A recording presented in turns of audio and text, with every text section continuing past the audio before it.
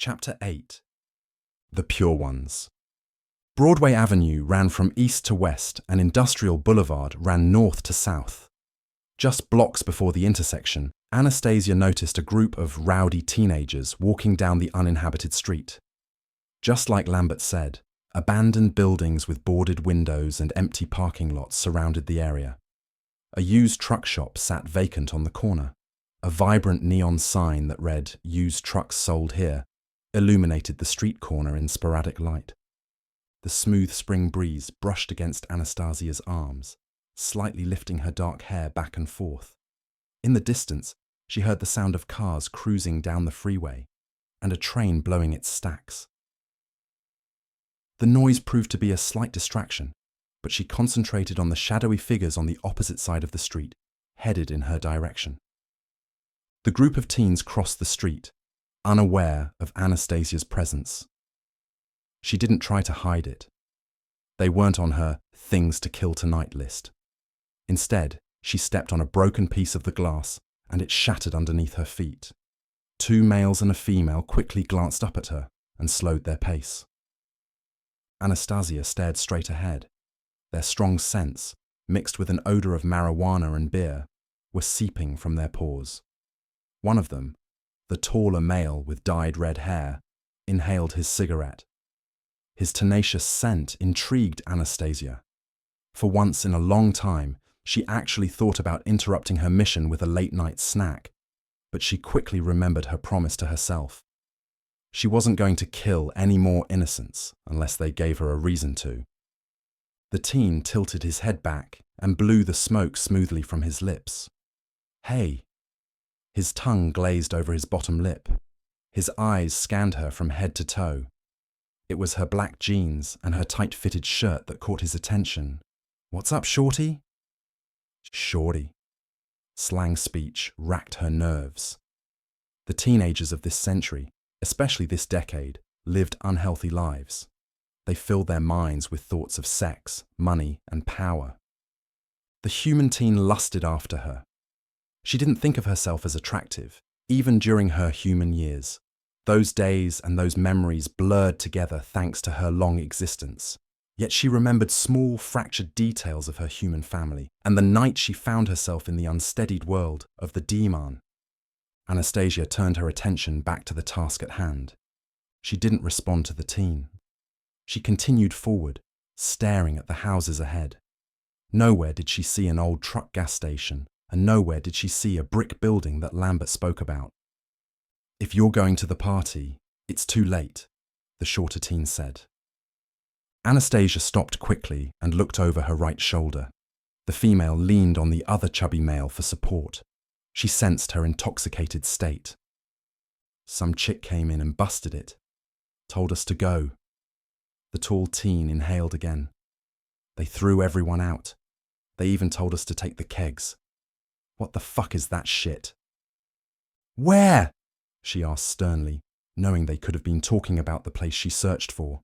"Around the corner," the shorter teen answered. "No reason to go now. The party's a waste." A waste for them could turn into a godsend for her. The location they referred to could be the exact location of where she needed to go. The short male gripped the female by the waist and she pushed him away. She curled her lips as if he had somehow disgusted her by his forceful grip. He ignored her gesture and played it off by repositioning his stance. He stood up straight with his shoulders back and chest protruding. His thoughts ran freely, making it extremely easy for Anastasia to pick up on. The youngest of these delinquents posed as the tough one of the bunch, even though he lacked the courage to take risks. He feared treading in dark places, he slept with his lights on, and he always exaggerated the truth when he told his friends about his fake run-ins with the police. He feared pain and strong women. He pictured Anastasia with him in the back seat of his two-door shit of a vehicle, with her head immersed in his crotch. She continued forward and she turned the corner. The darkness of the street fooled her vision for a short moment, making distance seem farther than normal. She crossed a defunct railroad track, sunken deep into the asphalt of the street. She finally saw the old gas station and the boarded-up brick building surrounded by a chain-link fence. Her eyes picked up on a gaping hole, large enough for an adult to fit through near its edge. She crouched and walked through it. She looked up, seeing a large, rusted water tower positioned on the roof. She stepped over shards of broken bottles and large pieces of wood.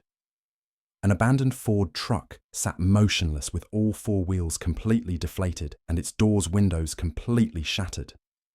A female's raucous laughter travelled in the air. Anastasia quietly lowered herself behind the front of the truck, watching another group of teens walk through the hole in the chain-link fence and down the street. When the scent of humans dissipated, she continued forward, keeping her eyes and ears open. She didn't know what to expect. The large building was unlike any sanctuary she ever visited in Minneapolis. She didn't understand why Celine would come here. Maybe she still hunted Kai, and she was the woman the teen spoke about earlier. She looked up at the only window on the third floor that wasn't boarded. The light flickered. Possibly a candle and a shadow moved across the wall. Someone was still there. A loose board that creaked as it swung back and forth in the wind covered the entrance to the building. She walked in, stepping on a dirty blanket. The smell of rotten wood mixed with ammonia from dog urine swirled in her nostrils. The walls were stained yellow and black from years of accumulated dust and filth. While Anastasia kept her hearing sharp, the smell she now encountered became commingled. The distinct smells of demon, especially metuspa, lamia, and lugat, were apparent. However, the smell of any Ramanga besides herself didn't exist. She walked up the stairs and slid her hand up the railing, reaching the third floor. The tiny sharp ends of her fangs rested on her lower lip, and her eyes slowly filled with the darkness that made her Ramanga. Her body became rigid. If she was going to move, she needed to move now. In demon speed, she jumped forward, spanning a non-human distance. She landed silently in a crouched position, with her nails gripping the boards in the floor. Her skin tingled to the slight touch of air around her. Her mind became blank, and she became alert, ready for the kill. It didn't matter if her life ended that moment. The lure of virulent behavior that made her Ramanga now consumed her. Anastasia leapt again and landed next to the door. She leaned her body against the wall and she sniffed the thick air. The smell changed, but she knew the intrusive scent. She stepped into the doorway, staring into Celine's cold and dark eyes. Her appearance in the dank small room stiffened Anastasia's posture. Celine, now second most ancient demon in the city, the woman that Anastasia helped last winter to push Kai on the run, the woman who knew her own maker, acted unhinged by Anastasia's surprised appearance. Her bright, carrot-coloured hair that always sparkled when Anastasia saw her now looked darker in the flickering candlelight. The smile she flashed at Anastasia was cold as ice. She flipped back the few strands of hair from her shoulder to her back, and she licked her reddish lips. Her human minion, Jessica, stood close to Celine. Surprised that she hadn't picked up on Jessica's scent before, Anastasia came to the conclusion that Celine had somehow masked it. Anastasia sensed nothing from her, not even a thought. But in her attempt to conceal her thoughts, Anastasia sensed the minion's fear. "Anastasia," Celine welcomed in a monotone voice. She tucked her hair underneath her loose black jacket that she wore. She wore a black dress that fell just above her knees with knee-high boots. The candlelight flickered just enough to reveal the squalid conditions of the room. An old torn mattress was propped up in the corner. Garbage was strewn about the room. An old desk leaned against the wall, supported only by 3 legs. Anastasia relaxed, allowing her body to revert to normal. The tension between them would never change, neither would the way they greeted each other. Parting after meeting usually ended up with Anastasia in wretched pain and close to death. As with many older demon, it didn't matter what clan they belonged to. Celine was older, thus harder to kill. Her age protected her. Anastasia knew she could never kill Celine, but the thought of testing Celine's strength tickled her Ramanga instincts. The dictum forbids the killing of their own kind unless ordered. Technically, Celine could call for her death, like she did Kai, but Anastasia knew her secretive side all too well. Like her, she worshipped her sire, Lucius, and he treated Anastasia like his own daughter. If Celine killed her, Lucius would end Celine's existence. Only Lucius strongly believed in following the rules of the dictum. Anastasia remembered a time when he strongly believed in keeping the Deamhan out of the spotlight. Let the vampires expose themselves to their heart's desire.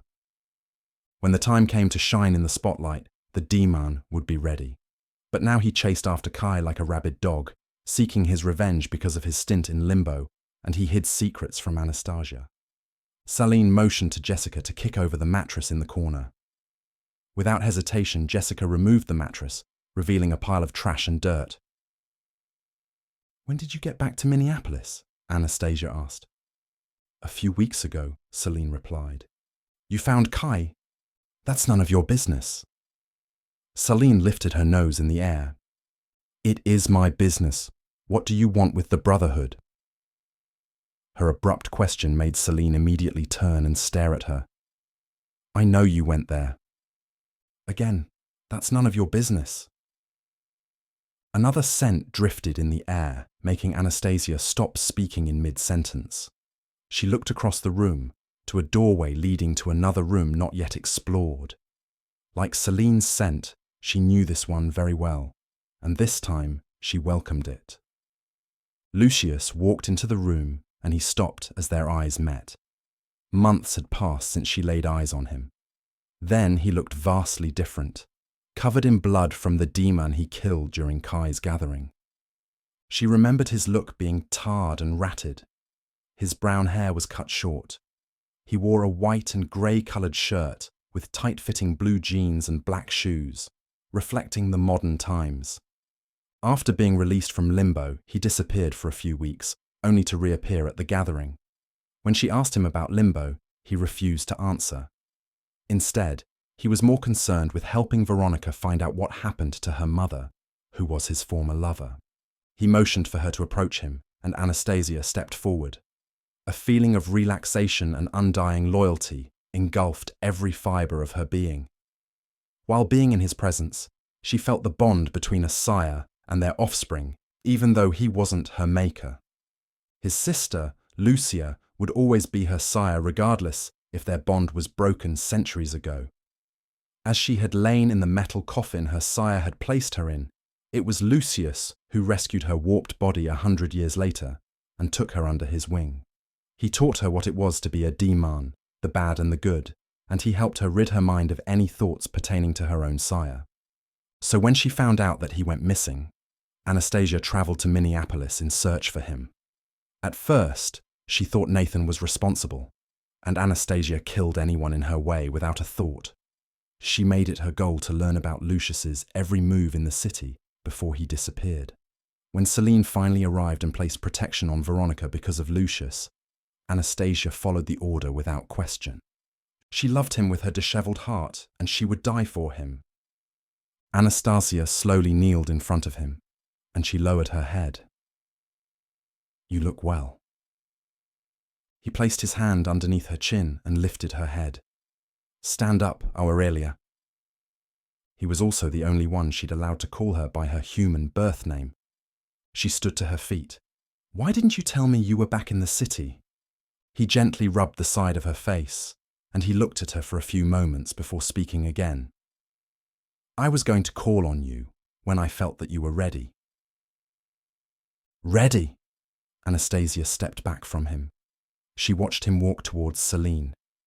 Confused by his actions, Anastasia shot Lucius and Celine a bewildered stare. "What's going on? You aren't telling me something." Lucius stood still. A deal must be made with the Brotherhood to secure the future of our kind. Deal? Anastasia couldn't believe her ears. Did you forget about the last deal they made with Kai? You ended up in limbo. He hasn't forgotten, Celine said. Anastasia pointed to her. I'm not talking to you. Lucius raised his hand, ceasing the rising tension in the room. You'll understand in time, but for now, you must stop this bickering. You've been lying to me. It's not important, not now. Anastasia folded her arms across her chest. It wasn't like Lucius to give up on a chase so easily. Saline turned to Lucius. She isn't ready to know. Yes, she is. Lucius nodded. Aurelia, he looked at her. Kai's scent still lingers throughout the air in this city. Anastasia stood still. No Deamhan was strong enough to differentiate all the scents of their kind in a city as big as Minneapolis, including Lucius. Answering Anastasia's thoughts, Lucius spoke. I am more powerful now. His reply startled her. How did he do that? Yes, she questioned Lucius in her thoughts, and she hid them very well. She was good at it. How did he read them without her feeling him penetrate her mind? He looked to Celine and nodded. Tell her. Celine opened her mouth and hesitated, but with Lucius' continued glare, she nodded in affirmation, and she faced Anastasia. Do you know the origins of our species? Before Anastasia could reply, Celine interjected. Of course you don't. I don't think your sire knew or cared. It was a time when vampires ravaged ancient cities, robbing babies from the arms of their human mothers. They devastated small towns, killing any human they could find. They found their way to Sumer, and desperate, the humans prayed to their pantheon of gods for answers, for hope, but their prayers went unanswered. Anastasia heard small stories here and there about demon origins, but she considered them nothing more than fables, created to give Deamhan a sense of purpose. She remained quiet while Celine continued. But one night, the vampires killed the wrong human, the son of the town's Kashapu, a priest of magic and worshipper of the Iara. Very powerful and ancient magic, Lucius added. The Kashapu called out to the Iara and they listened. They gifted this human the ability to use dark magic, and in doing so, he created the very first Deamhan in human form. The dark magic needed human hosts, so 4 humans were chosen, thus creating the very first Ramanga, Lamia, Mitospa, and Lugat. The very first, the pure ones, had none of the weaknesses we have today, Lucius said. They walked in the sun, they could not be killed. They were truly immortal and served their human makers. But soon, they began to kill the ones they were created to protect, Celine said. Desperate, the Kashapu wanted to reverse the horrors. He called out to the Iara. 4 more humans were chosen. Thus the Adzi, Ekimu, Empusa, and the Estri Deamhan were created, with the goal to battle the first 4 Deamhan and the vampires. Why are you telling me this? Anastasia asked. Ignoring Anastasia's question, Celine continued. And like the first 4 created, they also turned on the humans. The human king had enough of this Kashapu and his dark magic. He was ordered to get rid of them. At first, he tried cursing them with weaknesses akin to vampires, light and wood. When that didn't work, the Kashapu used the same magic to create an astral plane, void of time, to hold these 8 Deamhan. We call this place Limbo. He also created amulets for protection against them. Celine's green eyes glowed in the flickering candlelight. By then, the pure ones learned how to create more, and these offspring managed to escape out into the world. Anastasia took the story with a grain of salt. She didn't believe in deities, so the story made little sense to her, and she didn't understand why they believed it. She started to feel Celine probing her mind, looking deep for answers, and she didn't try to hide them. Whatever she was looking for, Anastasia knew she'd eventually find it. But something didn't feel right. Celine managed to enter her thoughts easily, making Anastasia rethink her decision to give them full access to her mind. Now she pushed back, trying to force Celine out. The harder she tried, the more her brain began to burn. She closed her eyes and looked away. Somehow Celine was too strong for her to block, or maybe she was too weak to defend. Celine pointed to Jessica and ordered her to leave the room. In a hurry, she walked past Anastasia, glancing up at her only once before exiting. She looked to Lucius. She hasn't been feeding. She isn't any use to us. Any use? For what? Recovered from Celine's onslaught, Anastasia walked around the room, taking in the plethora of smells. She spread her hand along the wall, feeling the slimy texture of dirt on her fingertips. She needs her, Celine. I need her. Yes, just like we need that researcher you want me to constantly flirt with, she replied. Soon you won't have to. She can't function on a diet of animal blood alone. She looked to Anastasia. Don't question our orders. Lucius's voice raised and Celine backed off. Their interaction proved mysterious, and Anastasia moved away from them, not knowing what to expect. If what you told me is true, then the pure ones are still alive in limbo. The thought drew Anastasia back to the cave where both she and Celine had gone to free Lucius. While there, Celine had made some deal with Amanirdis, Queen of Limbo, and a pure one in her own right. They want out, Anastasia, Lucius said. They want to be freed. You're going to free them. Anastasia eyed him suspiciously. How are you going to do that? Before the king had the Cash-Shapu executed, the Cash-Shapu wrote down the spells used to create our species on a clay tablet.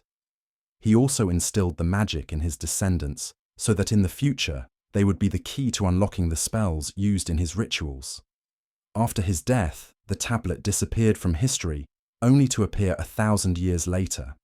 It was broken into 2 pieces to make sure that the magic would never be practiced again. Celine's thin lips slowly curled into a conspicuous smile. Anastasia wanted to know what stirred inside their minds. Sure, she could probe, but the risk seemed too great when in comparison to Lucius's power alone and what he could do to her if she tried. Instead, she decided to flesh out the information from them the old-fashioned way, by talking. So, I guess you want me to get on my hands and knees and thank the pure ones for my existence. Anastasia's snotty remark quickly dissipated the smile on Celine's face. Lucius approached Anastasia. When the time comes, you will have no other choice. I don't bow down to anyone. Celine huffed, and again her lips curled into a snicker. You bow down to Lucius. She turned to Celine. Yes, because he deserves it. He has my respect. The pure ones don't. Anastasia. Lucius approached her. Choose your next words carefully. A moment of silence overcame their conversation. She knew he meant business when he started to call her by her demon name.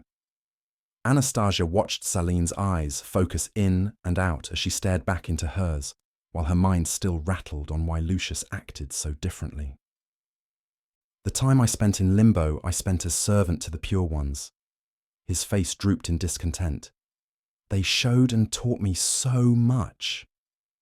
What could they have taught you that you don't already know? We are a dying species and we need to be saved, he replied. Only they can save us from what is coming. Just then, Anastasia saw Lucius' eyes change from brown to dark red. Amazed, she broke their stare and stepped back from him. Something wasn't right. Your eyes. What's wrong with them? I was given power to help free them. Power? What kind of power? She knew the answer to her own question, but she couldn't believe it. They will turn on all of us. You can't trust them. Anastasia placed her hand on his shoulder. Celine tilted her head back and exploded into laughter. I told you, Lucius, she wouldn't understand, not like I have. No, it's just that I'm not easily manipulated, Anastasia replied. The only thing I felt when I walked in that cave to free you was pure evil. Nothing more. The pure ones were placed in limbo for a good reason. Celine rushed toward Anastasia in demon speed and pushed her up against the wall. Anastasia gripped onto Celine's neck, but in a quick movement, Selena grabbed Anastasia's wrist and yanked her arm away. She then placed her elbow on Anastasia's throat, and she pushed. The pressure ached at her trachea. and Anastasia, with her Ramanga teeth fully exposed, snapped at Celine. Celine placed her hands on Anastasia's face. Her touch converted from ice-cold to burning hot as she began to feed. Anastasia felt her body becoming weak while she still struggled unsuccessfully to free herself from Celine. She knew that Deamhan couldn't feed off Deamhan without killing themselves in the process, so she expected Celine's attack to cease. Instead, Celine continued, and now frightened, Anastasia grabbed Celine's wrists and she dug deep into her skin, but Celine only increased her grip and pressure. She was also stronger than normal. Anastasia looked to Lucius for help, but he remained still, watching the spectacle unfold. She felt her legs wobbling underneath her. Her body became heavy and her mind distorted. She felt her skin beginning to tighten, then wrinkle. The blood flowing in her veins began to dissipate, and as she began to lose consciousness, her arms fell loosely to her sides. Lucius finally spoke. "Celine, that's enough." Celine released her, allowing Anastasia's weakened body to slide against the wall and to the ground. "This isn't part of their plan." His voice turned into a whisper. "Anastasia, do not stand against us. Do not do what Sylvanus did." Anastasia grinded her teeth in pain. Since when could Celine feed from Deamhan? It was just another question to add to her already long list of what the fuck moments. "Did you do something to him?" She forced her eyes to glance up at his face. "Do you know where Sylvanus is?" "He's dead," Lucius said in a sorrowed voice. "If it makes you feel better, his death was quick." "Not quick enough." Celine casually walked out of the room. With widened eyes, Anastasia rubbed her throat. "It doesn't make me feel any better." She couldn't believe the news. She didn't want to believe it. She never saw eye to eye with Sylvanus. Throughout the centuries, he had always proven to her that she was nothing more than a demon who shared the same lineage with him. He viewed her as a bastard child, a demon who had to be watched and kept under control. He flexed his age and power over her, and he threatened her life numerous times, but never had the balls to act through on them. She didn't miss his passing, but for Lucius to kill him, it made no sense. "You come from a long lineage of feared Ramanga." Lucius moved in and crouched to Anastasia's level. "Consider this moment to be special." "There isn't anything special about this moment." He placed his finger over her mouth to hush her. "The pure ones have chosen you like they have chosen me." He removed his finger and stood up. "You have the chance to stand alongside them." He lifted her to her feet and leaned her up against the wall. "And what about Veronica?" Anastasia asked. "You've forgotten about her." "I haven't, but she's human, just like her mother. I was wrong to fall in love with her. It blinded me, made me forget my true purpose in the city." "And what is your true purpose, Lucius? Even I don't know." "I've already told you, to save Deamhan from what's coming." Anastasia opened her mouth to respond but found her voice silent. "Amenerdis, the Dark Mother, has instilled in me great power that you could never imagine. She has opened my eyes and I have opened Celine's. I want to share this gift with you as well." Anastasia stared back into his eyes, knowing that whatever she tried to do from that point on, she couldn't hide her intentions from Lucius. He knew enough about her past, which included Sylvanus and the Dark Curse. He knew how she once helped Sylvanus secure one of the descendants of this so-called Kashapu, but then sired her into a Ramanga to save her own skin. However, she thought the problem had been solved decades ago. The descendant was no longer deemed important, which meant that Lucius was after the other demon. "Kira, taste me and heal yourself." He held his wrist up to her mouth.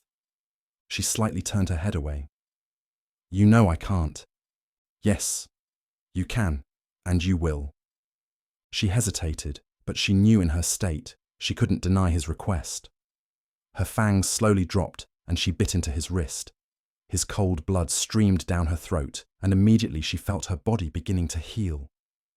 It didn't reject his blood. In fact, her body craved it. Power swam through her entire body. The age his blood carried felt stronger than any blood she had ever consumed in her life. She wanted more, and she sucked harder, taking in as much of the ambrosia until he forcefully pulled his wrist away. What just happened? Fully regenerated, she stepped back and her fangs retracted. Why was I able to feed from you? She wiped her mouth with the back of her hand. Her body wanted more, and she rushed at him. It's their gift to us. He held out his hand, stopping her from coming any closer. My blood is mixed with blood of a pure one. The blood continued to progress through her veins. Her senses heightened to a level she'd never felt before. No human or Deamhan blood ever did that. It just didn't seem possible.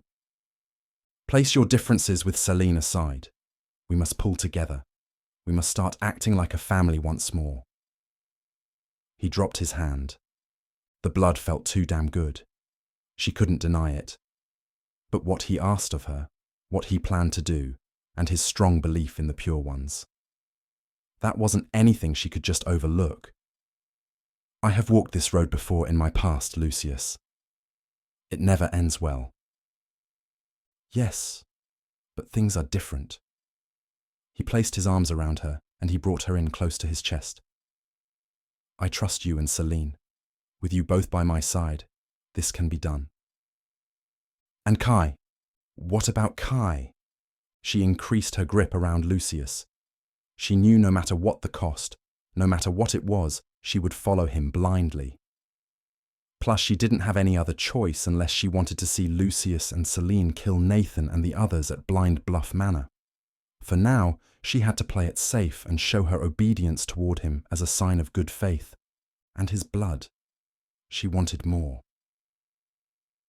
We have one piece of the Dark Curse tablet, and the Brotherhood has the other. He increased his embrace. Kira, Nathan's old friend, is the key to unlocking it. We must find her at all costs. Anastasia nodded. Now you must start feeding again to be strong. He smiled. You're no good to us if you aren't at your full strength.